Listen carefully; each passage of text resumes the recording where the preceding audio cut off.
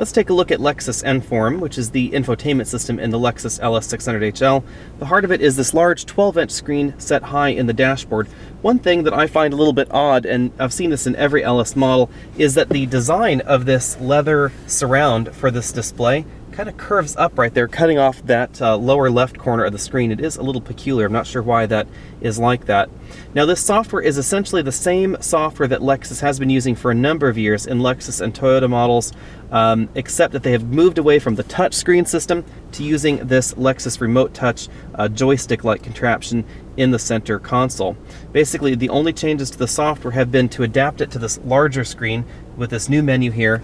And if we're on the map screen, they now have a second section of the screen over here on the right. So this software right here on the left is exactly the same sort of display that you've seen in last year's model. They've just added this side of the display over there, as well as removed the touch screen.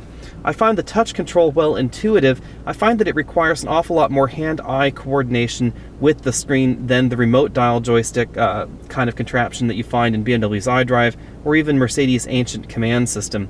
I find that as a result, you spend an awful lot more time staring at this screen than staring at the road. I'm not really sure if that's a good thing, especially when navigating around these buttons here on this screen, or if you're navigating around a destination entry screen, or if you're browsing your media device or satellite presets, etc. I just find that if you're looking at this screen here, for instance, this screen was obviously designed for a touch screen interface, so you could just easily look and stab the particular option. But when you're on this screen, this joystick has an awful lot of options to navigate around, and it just requires more time to look at those items, properly navigate them with the joystick, and then select the one that you're after. Other than that, the system, as I said, is very intuitive, very easy to use. Destination entry is fairly straightforward. You have address points of interest, just like the last generation of the system. We do have new and improved voice commands. Voice commands typically tend to improve generation after generation. This Lexus Enform system is no different.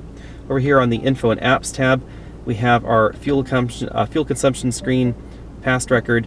We also have the typical energy screen that you'll see in pretty much every hybrid out of the market, telling you what the system is doing. If we go back, you'll also find apps. This allows you to do Bing, Pandora, iHeartRadio, number of other different apps that integrate fairly well into the system. It's exactly the same as the other Lexus models. It does require a compatible smartphone with the Lexus Enform app loaded on there and logged in. We have fuel prices, sports, stocks, and weather all delivered by the XM data surface. A data subscription is required for those.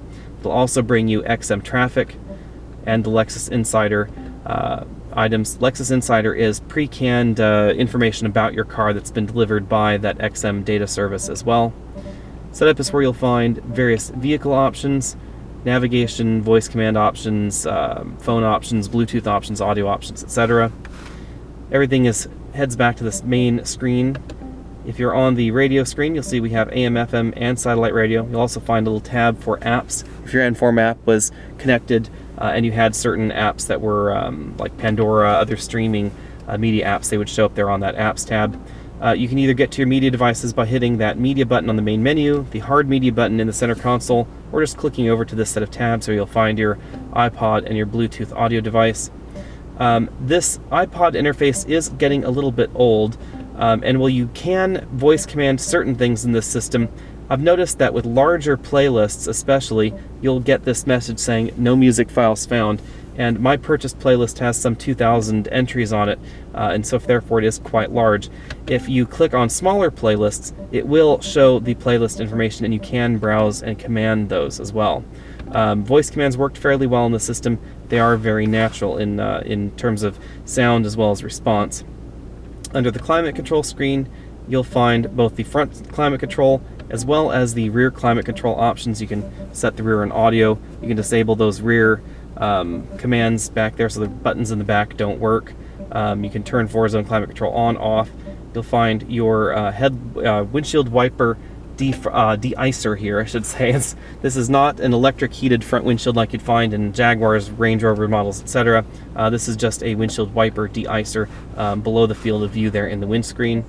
If we move over here to the right side, you have access to a few different little tabs, and these tabs are stationary regardless of what you're viewing in the screen. So if I hit the map, the hard button in the center console, you'll see that I now have the map on the left, and this little tab over here has not changed. You can use it to change your media device. You can scroll through various media devices like that. You can use this button here to cause the main screen to pop over onto the left. You can also change tabs to go see climate control. You have the same option to cause climate control to pop up on the left. You can see your different fuel consumption, energy monitor screens, etc. And then one interesting thing that I find is a little bit lacking is that this last screen gives you information about your paired Bluetooth phone and its signal status, but you can't click on it to get the phone tab to pop over to the other side. So if you want the phone tab, you have to go to Menu, and then you have to click the phone button at the very end. And this system does support text messaging assistant via the system, but it doesn't work on Apple's iPhone. It'll only work with certain supported Bluetooth handsets like certain Android devices, etc. Overall, I find the system very easy to use, but again, I do find that it requires a bit more hand-eye coordination, a bit more eye time off the road than competitive products like BMW's iDrive. I find it to be more easy to use and require less interaction time than Audi's MMI, however. But BMW's iDrive definitely has more attractive maps. You can do the 3D map screen across the entire display on iDrive, so this is a little bit behind the times in terms of the look and feel of this system primarily. It's entirely fully featured. It's just that look and feel, that interaction, that user interface that is just a little bit lacking compared to BMW's iDrive. Notably light years ahead of the old Mercedes command system, we haven't had enough time with the new 2014 Mercedes-Benz S-Class to really have an opinion on that, so be sure and wait for that video coming up soon. We expect in the next few months to be able to get our hands on one, so we'll be able to tell you more about what that's like in the future.